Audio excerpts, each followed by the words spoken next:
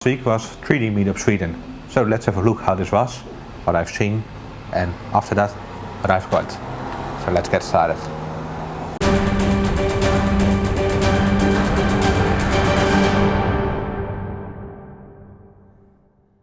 One of the greatest things of this meetup was the actual community. I saw a lot of people I know from the internet, a few YouTubers, Daniel Norray, Tom Salander there, Joe from 3D Meetup, Anton, and a lot more, and that was really great. Everyone is really friendly, and if you haven't been to such an event, I suggest you go there, because it's actually great.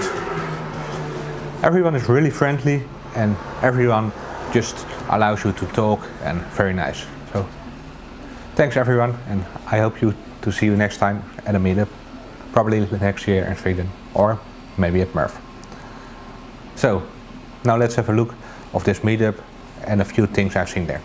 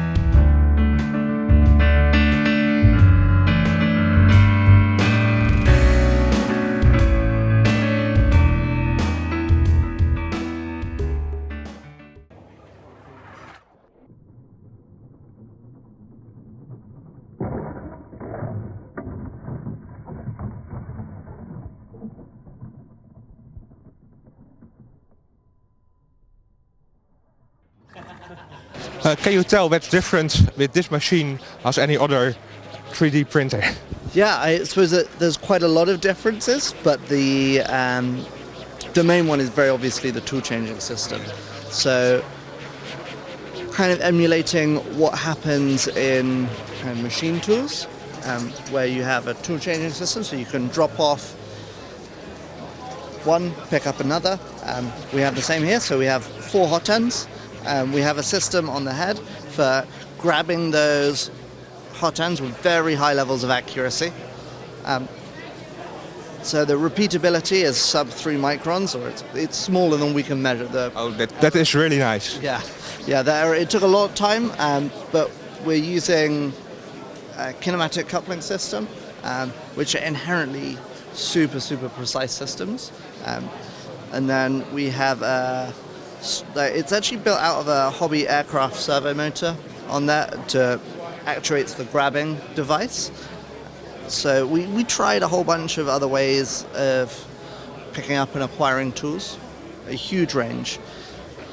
Pneumatics, electromagnets, electropermanent magnets, like clicking, clunking, latching devices, those sorts of things. But we found servo motors, you can have a very fast, positive lock, and it takes up very little space. They're extremely lightweight, and they're easy to drive off of current electronics through G-code. So they're a nice solution, I think. The kinematic coupling system is made using kind of quite easy to manufacture parts.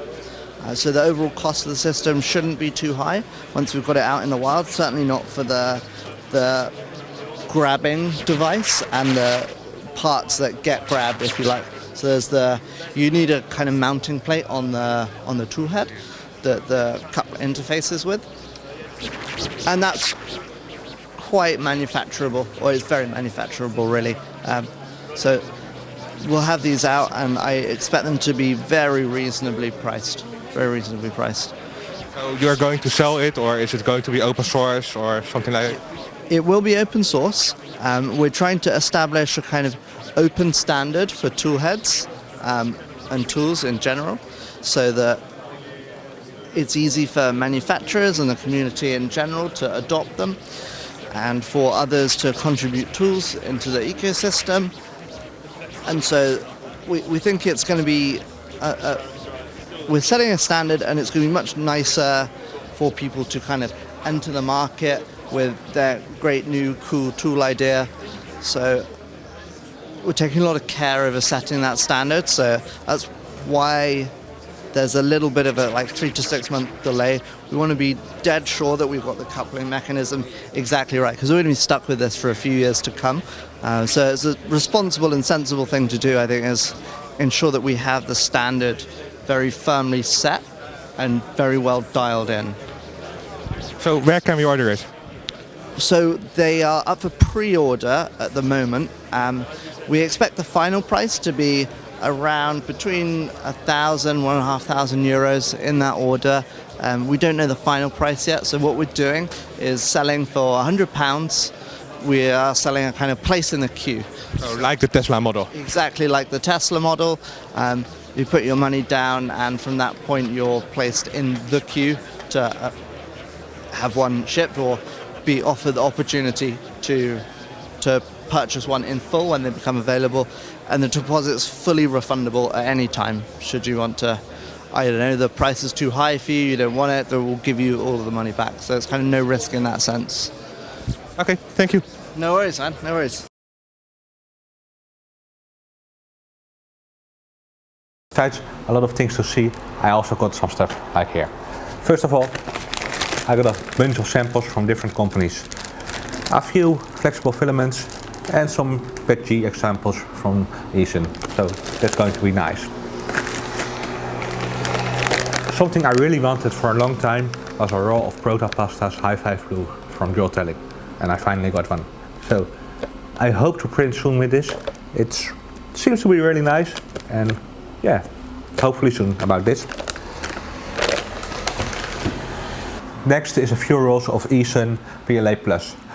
I will be using this on one of my next projects, which is coming probably within a few months, depending on how fast China is delivering some of the RC stuff.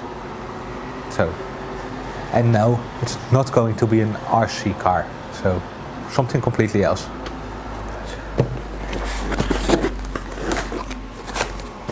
The last thing I got is this box from Tiamet 3D. It's a Dutch company that's making a new type of filament. It's, what I understand, PLA based, but a very strong filament if you print it fast. I got this for review, so we will be reviewing this very soon on the channel. So, thanks for watching for this short video about 3D Meetup Sweden.